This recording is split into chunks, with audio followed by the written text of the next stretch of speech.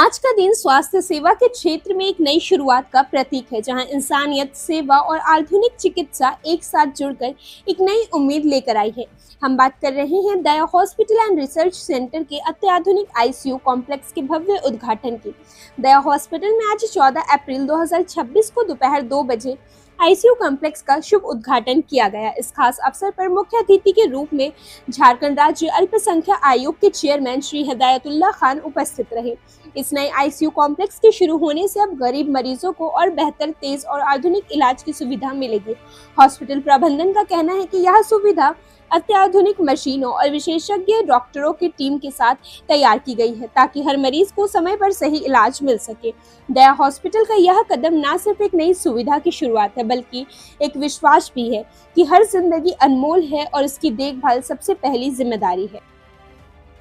समझ लीजिए कि आईसीयू में उसके आधे से भी आधा, बल्कि और कम चार्ज में यहाँ आईसीयू में बेड मिल जाएगा। हर तरह की सुविधा, डॉक्टर्स भी हैं, सारे जो एक्सपर्ट डॉक्टर हैं जो दूसरे बड़े बड़े हॉस्पिटल से आए हैं।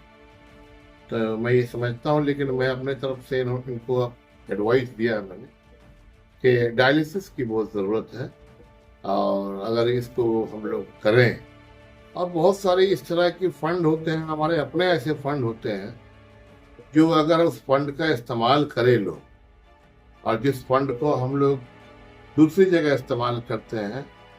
तो उस तरह के जो फंड होते हैं उसको भी अगर हॉस्पिटल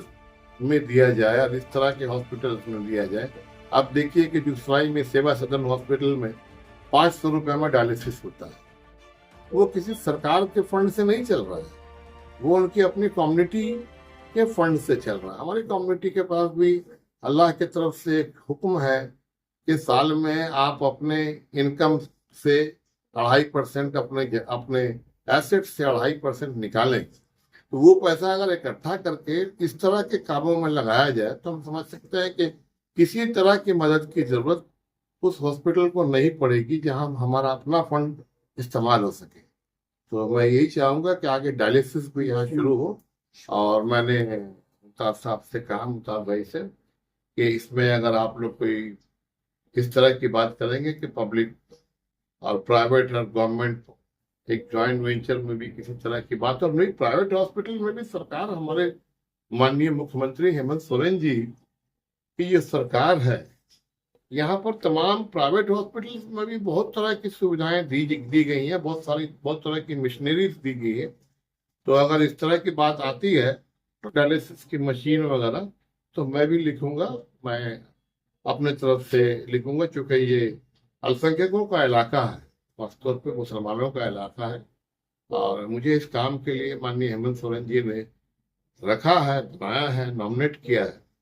कि हमारे इलाके में कहाँ पर किस तरह की जरूरियात है। तो ये तो एक बहुत बड़ा चीज है, ये इससे बड़ा नेकी कोई हो नहीं सकता कि आप लोगों को ट्रीटमेंट करें और कम से कम जो चार्जेस हो वो पेशेंट को लग पाए। तो मैं मुबारकबाद देता हूँ मुमताज साहब को और मुमताज भाई की पूरी टीम, डॉक्टर्स जो यहाँ पर हैं, मैं तमाम लोगों को मुबारकबाद देता हूँ कि, और यही चाहता हूँ कि आगे ये आईसीयू और जो पेशेंट्स हैं इस इलाके के जो इधर उधर भटक रहे हैं, तो उनके लिए, एक मीडियम क्लास के लोगों के लिए एक अच्छा हॉस्पिटल ये साबित होगा इंशाल्लाह। दया हॉस्पिटल की यह कदम सिर्फ एक नई सुविधा नहीं, बल्कि एक मजबूत विश्वास है कि हर जिंदगी अनमोल है और हर उसकी देखभाल सबसे पहली जिम्मेदारी है।